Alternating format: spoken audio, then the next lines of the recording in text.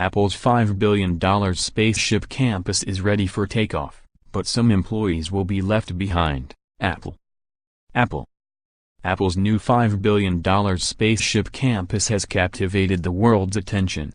But even as Apple celebrates the opening of its gleaming UFO-like headquarters, many company employees are coming to terms with the hard truth: there's not room on the ship for everyone. Who gets a ticket and who gets left behind has become a subject of speculation, conversation and some grumbling at the world's largest company. The new building, which Apple insiders refer to as the Ring rather than a spaceship, is about 3 miles from Apple's current Cupertino, California headquarters at One Infinite Loop. The fact that the new building can't house everyone isn't exactly a surprise to anyone who did the math. Apple says the new campus will hold 12,000 employees. Apple currently has 25,000 in the Bay Area, according to the Silicon Valley Business Journal. But in keeping with its penchant for secrecy, Apple has not widely discussed its plans for the move internally, leaving many employees in the dark. Some groups at Apple know they're moving but are still waiting for their move-in date. Others suspect they're not getting an invite to the Ring simply because they haven't been told of any plans to move. You don't get told things here unless you need to know, and if you aren't moving, you don't need to know, one Apple employee told Business Insider. Employees who know they're headed to Apple Park excitedly chat about the perks awaiting them at their new home, while others commiserate about being excluded, according to Apple Insider's Business Insider spoke to. Apple's not rolling out the green carpet to all of its employees. Matthew Roberts, YouTube. Apple's former headquarters, One Infinite Loop.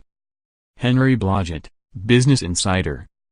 The split between the movers and those left behind has also created a sense of two classes within Apple.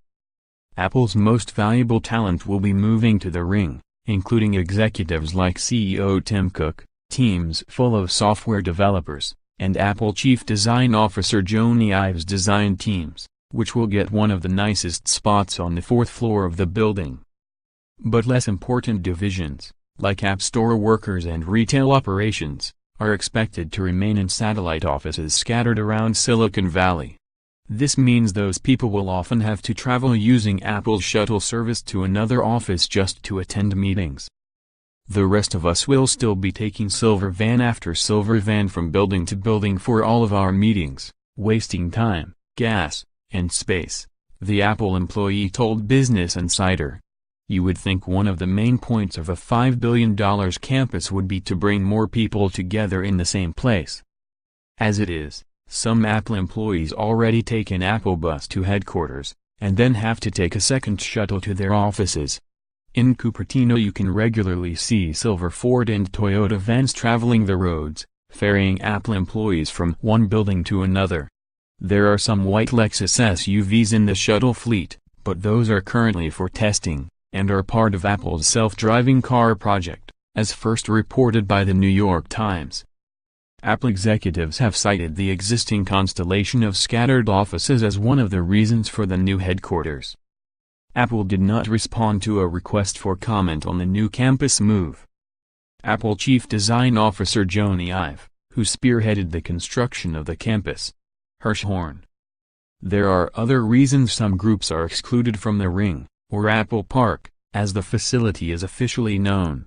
Many of Apple's special projects groups, working on technologies in health, augmented reality, and robotics, are housed separately from Apple headquarters, most likely for security and secrecy reasons. And Apple's online services group, under Senior Vice President Eddie Q, has opted to take over Apple's old headquarters. Bloomberg reported in 2016. The 2.8 million square foot Ring building was the final project of Apple co-founder Steve Jobs, who envisioned it as best office building in the world. The circular, open space and massive windows are intended to foster collaboration and innovation among employees. Not all Apple employees are fans of the new setup though. Some Apple engineers, accustomed to working in small offices, fear the open floor plan will be too loud and distracting, The Wall Street Journal reported in July. And Apple blogger John Gruber relayed a rumor earlier this year that one group at Apple insisted on having its own, more private building, adjacent to the ring. Apple's Ive, who spearheaded the construction of the new headquarters, has expressed bewilderment that the company's new offices have been criticized by outsiders. "We didn't make Apple Park for other people," Ive said in an interview at the Hirshhorn Museum in Washington, D.C. earlier this month. "So I think a lot of the criticisms are utterly bizarre, because it wasn't made for you. And I know how we work, and you don't." Gwen Stefani performed at an Apple special event at One Infinite Loop earlier this month. Apple.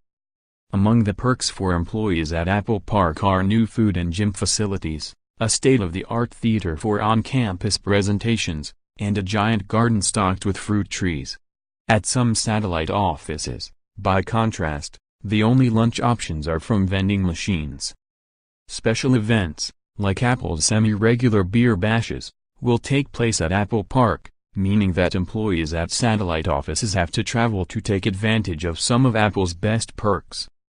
Obviously very first-world problems, but having such disparities in quality of workplace environment across the company creates an awkward hierarchy and lack of a unified company culture, says the insider.